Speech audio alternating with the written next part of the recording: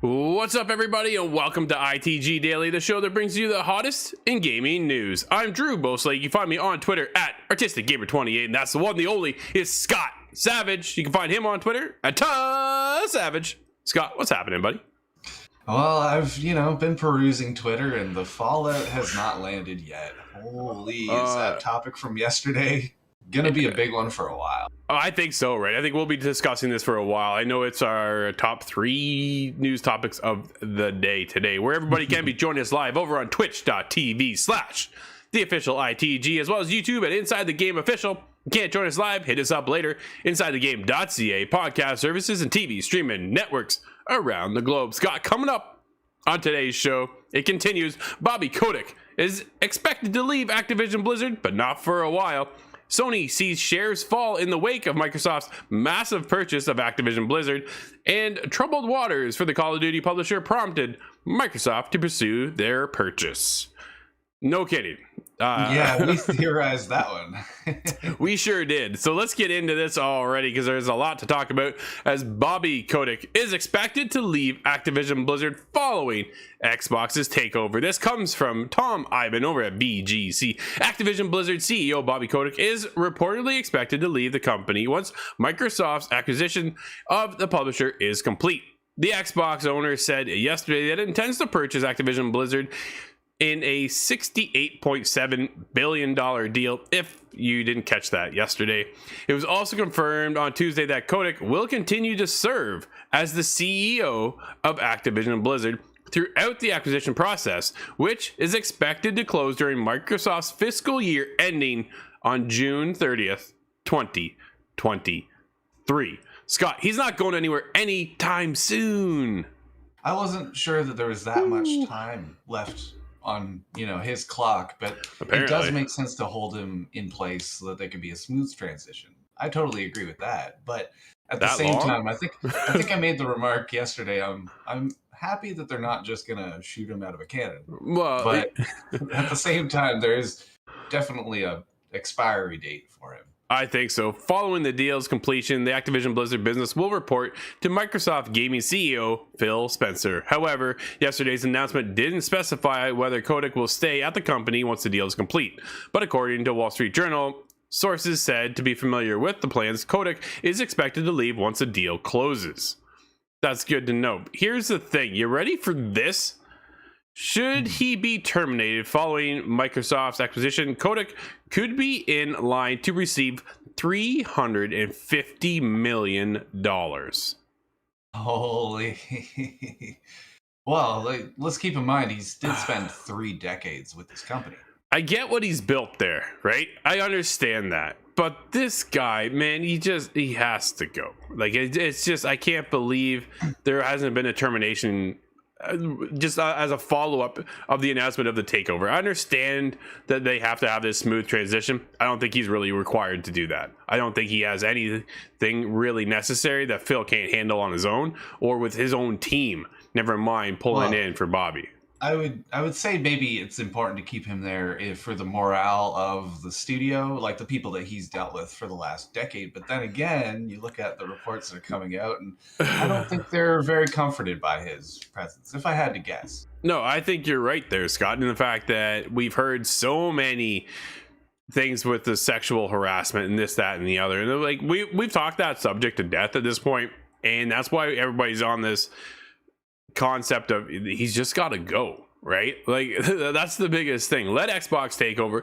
We've seen Phil Spencer take over from Don Maverick and readjust the strategy behind Xbox. We saw the struggles. Remember when Xbox One was announced? Whew.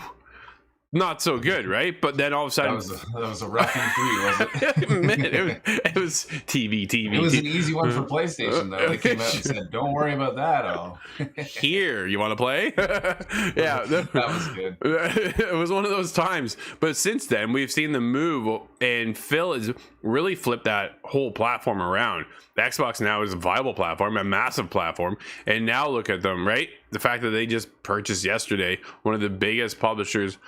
No, it is the biggest publisher in the gaming space. Let's be honest. Besides Tencent, right? I was gonna say there's Tencent, and Twitter sphere is alight with people thinking, what's next? What's the next acquisition? Is it gonna be this company? And they list the value, and holy, yeah, it is. It's possible, but it's not probable. How many billions do you think Microsoft wants to shed? Well, that's just it. Do you think they're done purchasing, Scott, or can you expect them to come up with more yet? I think if they do purchase, it'll be something more peripheral. I think they offered Discord a certain amount, but it was turned down in favor of PlayStation. That's right. So I think there will be kind of tertiary services that could be bought and sold, but as far as like an entire company with 1,000 employees or more, I don't think that's happening. Not for a while. Yeah, I think this will set them up for a while yet, right? I don't think they'll have to worry about anybody now. I saw yesterday a picture of all the studios under one umbrella for Xbox now. Dude, they're over 30 studios now with Xbox, right? Like, it's just massive how big Xbox just became, with not only with the purchase of Bethesda, but now you bring in Activision Blizzard King as well to the mix, and it's just huge. Like, man, they've just doubled their studios in a matter of a year and a half. Right? Like, it's crazy to think of. Yesterday it shocked the entire world to the point where we got Wall Street Journal, New York Times covering this announcement, right? And the biggest thing dude, it wasn't even like there's no leaks, no indications that this was coming whatsoever, and just yesterday was a bombshell of, hey, we're now going to take over Activision. Well, now I'm wondering, you got me thinking about Tencent. If they did that, then we really are closing in on like a giant percentage of the market. Absolutely. We're starting. I know there's been a lot of worries yesterday, and we're going to be talking about this on the show this week too. We're going to be pulling in Corey and Nate to join in on the conversation later, so definitely stick around for Inside the Game, our weekly show, and get their feedback and how their thoughts are in the process. I know Nate is he's pumped. You'll see his enthusiasm later. But dude, let's move on to what happened to Sony then, because Sony shares fell 13% following the news of Xbox's Activision Blizzard deal. Oh, that makes them more acquirable. That won't happen. This goes from Tom Ivan over at VGC. Sony shares fell nearly 13% on Tuesday following the news that Microsoft plans to acquire Activision Blizzard. The movement represents Sony's biggest drop since October 2008 and effectively wipes $20 billion from their market valuation in a single day. In comparison, third-party publishers including Capcom, Square Enix, Electronic Arts, and Ubisoft all saw their share prices surge following the announcement of the deal. Microsoft reportedly plans to keep making, quote, some, quote, Activision Blizzard games for PlayStation consoles following the takeover's expected completion in 2023. And Xbox head Phil Spencer has claimed that, quote, it's not our intent to pull communities away from that platform, end quote. Scott, I think that is the bigger topic right there. Sony lost a massive amount of value yesterday as far as shares are concerned.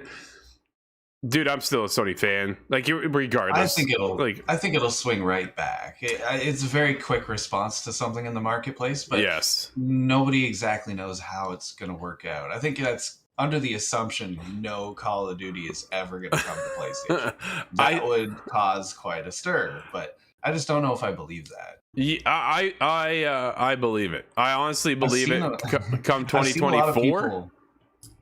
A lot of people have talked about how, you don't spend, they didn't spend $7 billion to not hold some of, Bethesda's things for themselves, Starfield being the main one. But absolutely, that makes a lot of sense if you look at that. Okay, well, they spent another zero on top of that. Do you think they're going to just do that for pride? No. Yeah. I do see them cutting it off at some point, but there's...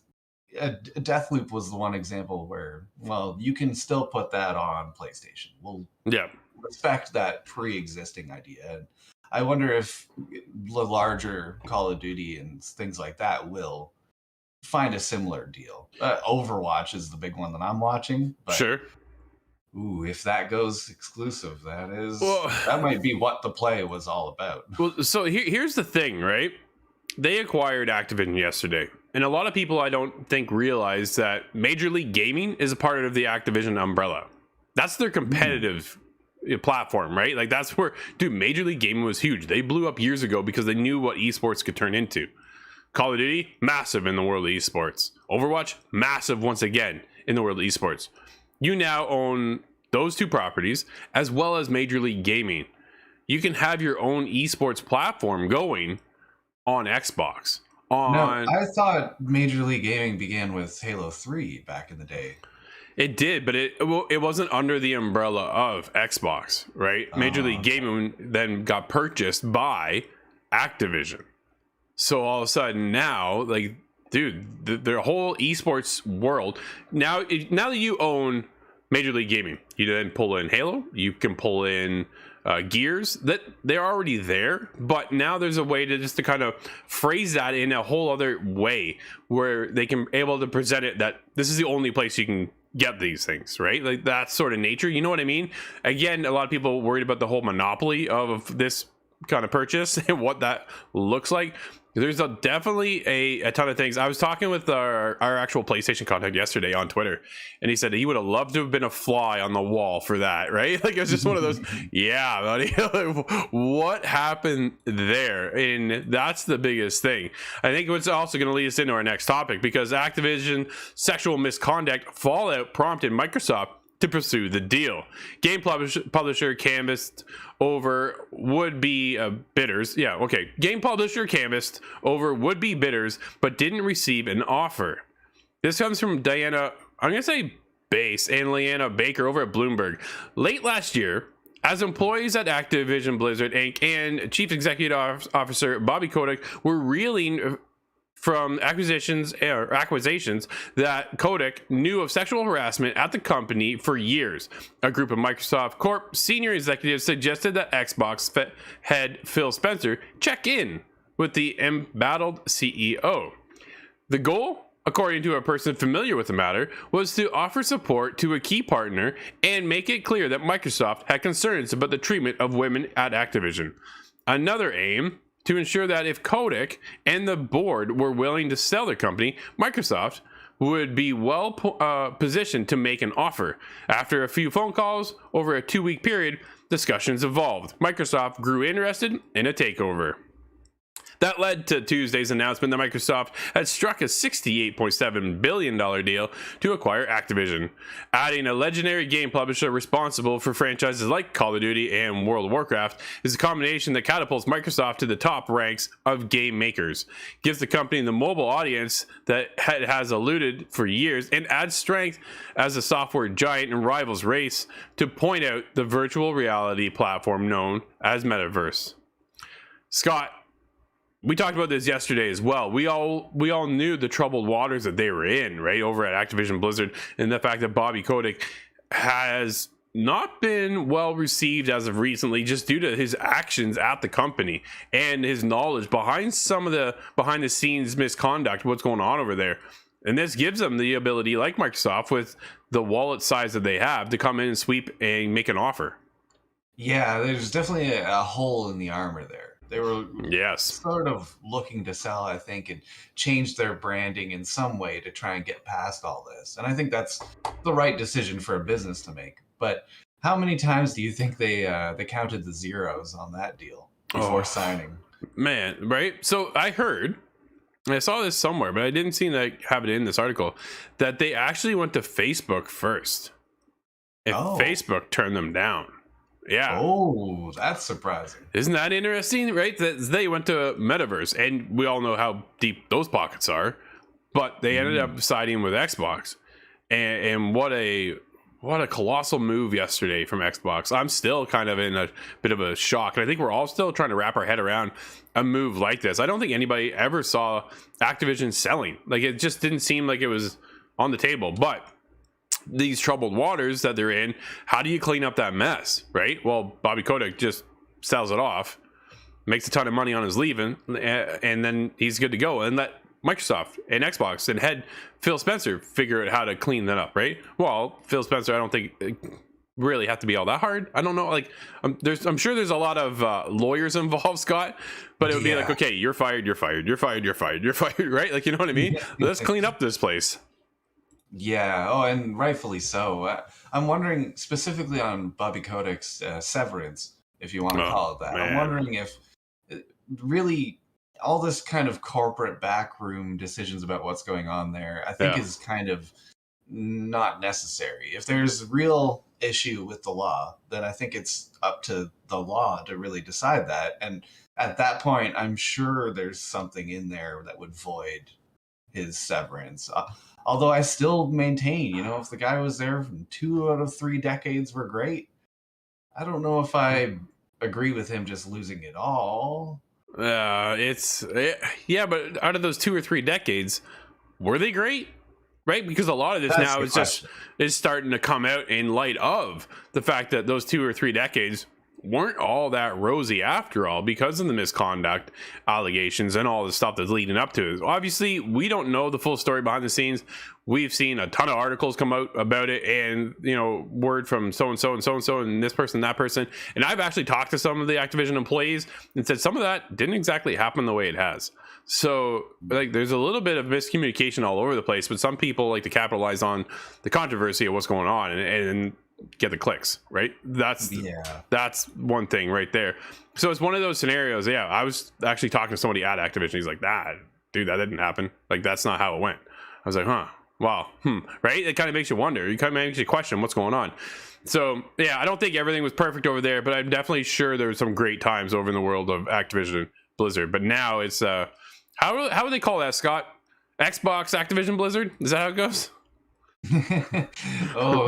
They're getting too hyphenated now. I'm still getting used to Bandai Namco. Oh man, yeah, they switched that. Yeah, that's funny, dude. Let's move over to the world of PlayStation, because they launched one of our favorite games. PlayStation reiterates God of War Ragnarok 2022 release date. This comes from Robert Ramsey over at Push Square. PlayStation has published a list on its official site, which highlights 22 games set to release in 2022. As you'd expect, it covers a lot of this year's big hitters, including Horizon Forbidden West, Elden Ring, Dying Light 2, Gran Turismo 7, and more. All of these titles have a set release date. But what about the currently undated God of War Ragnarok? Well, based on this list, it looks like Sony's doubling down on Kratos returning later this year, as it features quite heavily. Now, obviously, things can change between now and whenever Ragnarok is supposed to come out. There's still plenty of time for the PlayStation 5 and PlayStation 4 sequel to get slapped with a delay. But this is at least shows that Ragnarok is still expected in 2022. Scott, the biggest question, when do we see this in 2022? 2 things. When do you think we'll get an announcement of the official release date, and when do you think that release date is? Well, I'm wondering if it'll hold off all the way until an E3 event before they release an actual date, because otherwise it might change and you're just upsetting everybody. Sure. And the developers made it very clear it'll be announced, it'll be ready when it's done. Which was something that I really respected that answer, because it was we want to give you an answer, but this is just how it is. And if it were to come, I think it's going to be holiday season, but that leaves the potential. Do you push it until February? We've seen that happen a lot. Well, next month we're getting Horizon Forbidden West, right? February 18th, a big day for us as Horizon fans. And what's the next adventure for Aloy? Dude, let's look at this. Here's the opportunity. Now that at this point, after yesterday's move, right, with Xbox, there's got to be a big push to get some of these titles out here. Yeah, that's true. Right? So what happens if we get Horizon Forbidden West? That's not an if. That's a definite. That's coming next month. What if, though, they announce God of War comes out holiday season, and so does the PlayStation VR 2? Ooh, right? That could be a very solid holiday. Yeah, that's a fantastic holiday season for them, right? Like, a lot of people are expecting. I know we still struggle, which is unfortunate, to get PlayStation 5 consoles, right? It really does suck. Scalpers, I blame a lot on scalpers for that and their bots. But moving out of that, if you can get your hand on a PlayStation 5, you have a PlayStation 4 and a PlayStation VR, you already know kind of what's coming and the excitement that builds. Then we jump into this brand new VR headset and we get God of War. Dude, like that's one heck of a holiday season for anybody, just with those two units alone. And if PlayStation VR comes out with what if it also comes with the Horizon VR experience? That's what I was thinking too. Yeah, I hope that's like a day one thing, or I hope so too, on the heels, because I'm excited about that one specifically. And there's a question as to what's going to be on the VR 2. Well, I'm not really familiar with a lot of the PSVR 1 titles. Yeah. So I don't know if it's just as easy as slapping a number 2 on those and shipping them as well. But we still do lack a lot of details when it comes to PlayStation VR. We have no details as a release date for God of War. I think your idea of a E3 holiday scenario, like an E3 announcement with a holiday outcome, is fantastic move for PlayStation. If it's achievable, that's the biggest thing, right? Santa Monica said the game will come out when it's ready. Is it ready this year? We hope so, because we're all looking forward to the next God of War. God of War just released on PC. We saw it come to Steam with massive numbers too, 75,000 concurrent players, right? Like that's a big win for PlayStation and PlayStation fans who don't have a PlayStation 5, will want to play next gen and have a capable PC to run it. Like, man, the outcome of, I know yesterday's announcement hurt PlayStation and hurt Sony, but if you come out swinging for E3, I think that's what at this point, dude, they gotta come out swinging. They really do. Yeah. Well, and that's one thing that gets me excited about the whole deal, is that it elevates the competition. Yeah. And it's no longer just a console wars. I think as Victor Lucas put it, it's now a subscription wars. Wow. And that gives another opportunity to combat on that front if you don't have the consoles that you can put forward. Okay, here's my prediction for PlayStation's E3. They announce PlayStation VR, they announce God of War, and they reveal their Game Pass-like model for PlayStation. Yeah, that would certainly be a packed conference. Like absolutely, that is a solid one. And anything you put on there is just sprinkles on top. But yeah, I gotta wonder though if I'm just kind of wishful thinking, Scott. But I'm really hoping that it spawns a bunch of the kind of closed IPs where Sony looks at them and goes, okay, no. Everybody to battle stations. Yeah. We need new Resistance. We need new Siphon Filter. We need and just go down the list. Uncharted, Last of Us Part 2 multiplayer reveal as well. Like, dude, that could be an incredible E3. Whew, I'm already getting excited. Scott, the show is almost done. Dude, we do have an update for one incredible game and a release. What do we have today? I actually am lacking that information. Oh, you still didn't get it? That will be on me today then. Scott will, I don't know, it never went through. That's weird. But let's get going because we got a game update as breakout online shooter Splitgate Beta Season 1 launches on January 27th. You can look forward to that. Splitgate creator 1047 Games announced the Splitgate Beta Season 1 launches January 27th, featuring an array of new features, modes, and enhancements, including a custom map creator. Scott, what are your thoughts on the map creator, dude? Hey, I like that. That kind of gives me the idea of what I, used to do in Halo Map Forge, where, you do a teleporter to a teleporter to a teleporter, and you make a roller coaster going through the whole thing. Nice. That's fun to play around with, and I had a lot of fun with Splitgate. Yeah, I like Splitgate too. It's got a completely reimagined foregone destruction map, bringing the arena up to an exemplary standard to which the whole game will eventually evolve. New items and weapon designs are also set to make their way to Season 1, and then alongside it comes a 100-level battle pass. Characters, modes, banners, all kinds of good stuff happening over there.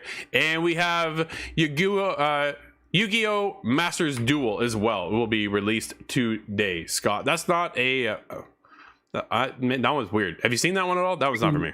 I haven't seen Yu-Gi-Oh! Pop up in a long, long time, but I remember the Eternal Duelist Soul. That might have been one of my favorite games on Game Boy Advance. Really? I've never played it, so maybe this could be my time to shine. Probably not, but we'll see what happens. Scott, that's going to wrap up today's show. Everybody, thank you for hanging out with us. This has been ITG Daily, the show that brings you the hottest in gaming news. You can always join us live over on twitch.tv/theofficialITG, as well as YouTube at Inside the Game Official. You can't join us live? Hit us up later. InsideTheGame.ca, podcast services, and TV streaming networks around the globe. I'm Drew, that's Scott, and we'll see everybody tomorrow inside the game.